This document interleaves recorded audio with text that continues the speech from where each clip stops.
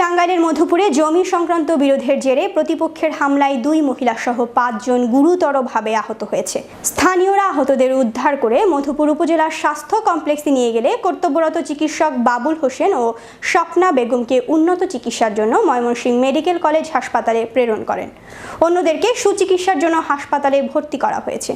বৃহস্পতিবার বেলা 11টার দিকে মধুপুর উপজেলাধীন কুড়ালিয়া ইউনিয়নের কেউটাই থলঘাট নামক এলাকায় ওই লোমহর্ষক ঘটনাটি ঘটে বলে পুলিশ সূত্রে জানা যায়।